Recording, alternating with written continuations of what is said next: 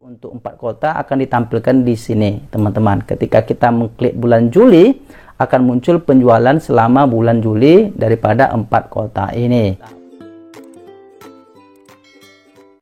Bismillahirrahmanirrahim. Assalamualaikum warahmatullahi wabarakatuh. Halo teman-teman Exceller semua, selamat datang kembali di channel kita Melek Tekno 20.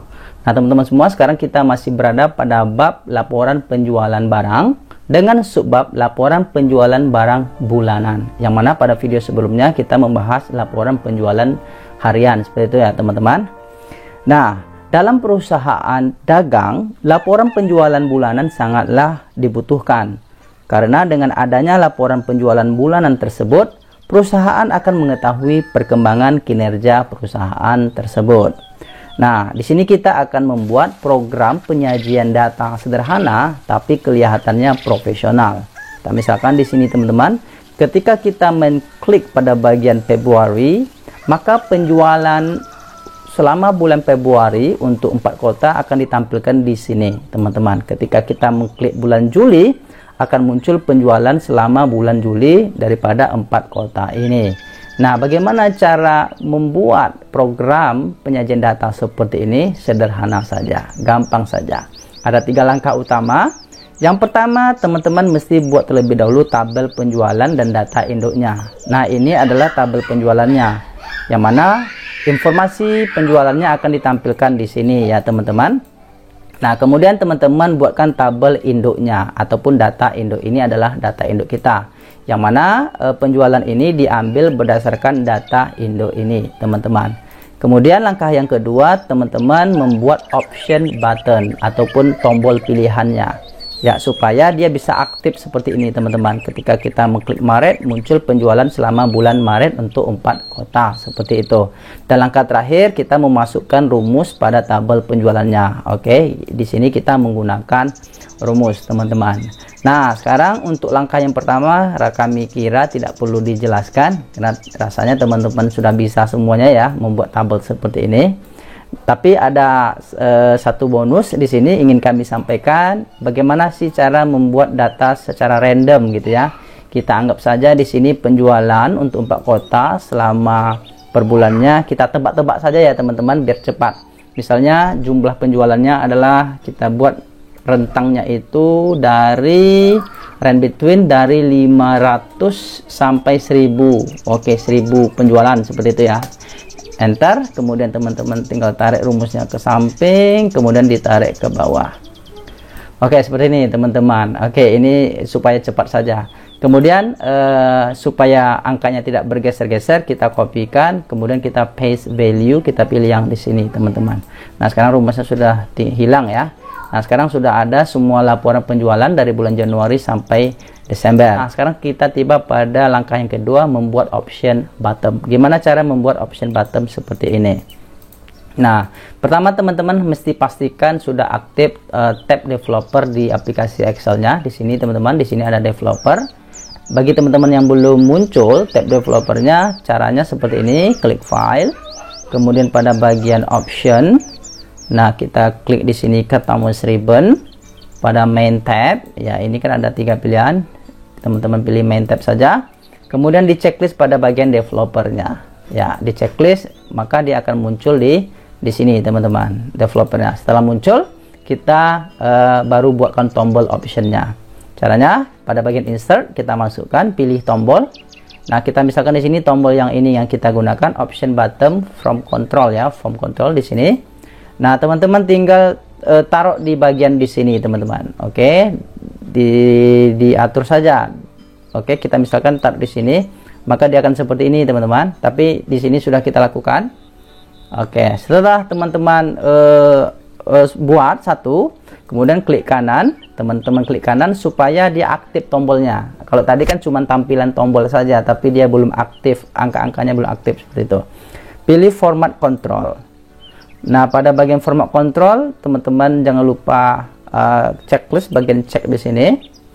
Kemudian cell link. Oke, cell link ini maksudnya kita klik di bagian sini. Kita contohkan saja teman-teman. Nah, cell link ini kita akan mendapatkan informasi tombol checklist ini berada pada baris keberapa. Itu maksudnya. Artinya kalau kita klik kita cancel lagi, kita klik pada bagian di sini teman-teman. Oke, kita klik bagian sini. Artinya ini adalah baris pertama. Oke, ini adalah baris kedua, ini baris ketiga. Itu maksudnya teman-teman. Informasinya ditampilkan di sini ya, karena kita aktifkan di sini tadi teman-teman. Kita ulangi kembali, klik kanan, format kontrol. Oke, kemudian pada bagian kontrol, sellingnya kita ingin tampilkan informasinya di mana, misalnya di sini, taruh saja di sini. Kalau teman-teman pengen taruh di sini, taruh di sini. Terserah, nanti informasi barsnya akan diinformasikan di mana teman-teman mengklik selnya seperti itu. Anggap saja sudah selesai. Oke, kita taruh di sini, kita tekan enter. Kemudian aktifkan 3 dimensi shadingnya supaya tampilannya lebih keren, lebih bagus betul ya. Kemudian klik OK. Nah, jadi teman-teman cuman mengatur satu tombol saja. Setelah satu tombol itu diatur, copy paste semuanya. Copy paste dan dipindahkan ke semua bulan ya. Di copy paste, misalnya di sini klik copy, kemudian paste, disusun, diatur, kemudian dirapikan seperti itu ya teman-teman, sehingga hasil akhirnya akan seperti ini. Oke, hasil akhirnya seperti ini. Oke, seperti itu ya teman-teman. Nah, setelah kita membuatkan option button pada setiap bulannya, saatnya kita memasukkan rumus pada tabel penjualan supaya data yang ada pada data induk ini terekstrak di laporan penjualan ini ketika kita mengklik option buttonnya seperti itu teman-teman. Adapun rumus yang bisa kita gunakan adalah rumus indeks. Supaya enak, kita ulang saja dari awal teman-teman. Rumusnya sama dengan indeks. Oke.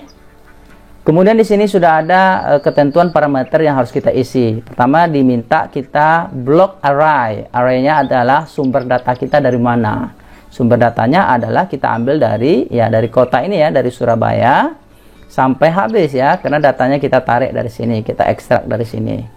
Nah, setelah kita block arraynya, kita diminta untuk memasukkan row 6. Oke, kita pengennya baris keberapa data yang ingin kita tampilkan itu baris keberapa. Data yang kita ingin tampilkan itu baris keberapa. Yang mana informasinya kita peroleh di sini tadi ya teman-teman. Nah, kita klik di bagian sini. Kemudian klik koma lagi, titik koma lagi. Tapi sebagian setting laptop koma saja. Kolom number berada di kolom keberapa. Nah, yang kita blok ini, tabel array ini, Surabaya berada pada kolom 1 ya, Malang kolom 2, Jember kolom 3, Medium kolom 4 ya. Karena Surabaya kolom 1, kita masukkan 1 teman-teman. Oke, rumusnya sudah selesai, tapi jangan lupa dikunci ya, kita kunci tabel array-nya dan tabel informasi baris option button tadi, supaya ketika kita kopikan rumusnya ke Malang, Jember, Medium nanti rumusnya tidak bergeser. Itu maksudnya teman-teman. Kita kunci dengan menekan F4 di laptop kita, ataupun sebagian laptop menekan Fn, F4 kemudian tekan enter, selesai. Nah, rumus untuk Surabaya sudah selesai. Artinya indeks ini artinya ambil data yang ada pada tabel array, yang mana dia berada pada baris berapa yang kita ingin tentukan, yang mana data tersebut diambil dari kolom 1. Nah, itu maksudnya teman-teman ya. Mana data tersebut diambil dari kolom 1. Nah, untuk yang sebelahnya kita tinggal kopikan saja rumusnya teman-teman ya. Setelah muncul tanda simbol seperti ini, kita klik saja, kita geser saja, kita drag saja. Nah, sekarang rumusnya sudah kita copy, sudah kita salin. Kenapa angkanya sama? Karena kita belum rubah kolomnya, nomor kolomnya. Ya, karena Malang itu kolom kedua, ya kita masukkan 2, enter. Kemudian untuk Jember itu berada pada kolom ketiga. Sementara untuk Medium berada pada kolom ke-4. Seperti itu ya teman-teman. Nah, sekarang sudah jadi. Program penyajian data kita sudah jadi. Kita perhatikan. Januari, Surabaya 579, betul. Malang 553, betul. Jember 589, Madiun 754. Bulan September, nah dia akan tampil secara otomatis seperti ini. Nah, inilah kiranya yang bisa kami sampaikan pada tutorial kali ini. Semoga bermanfaat ya teman-teman semua. Jangan lupa di subscribe dan share kepada teman-teman kita yang kiranya juga membutuhkan aplikasi seperti ini. Sampai jumpa pada tutorial berikutnya. Insya Allah kita akan membahas bagaimana cara membuat laporan penyusutan aset. Seperti itu teman-teman. Assalamualaikum warahmatullahi wabarakatuh.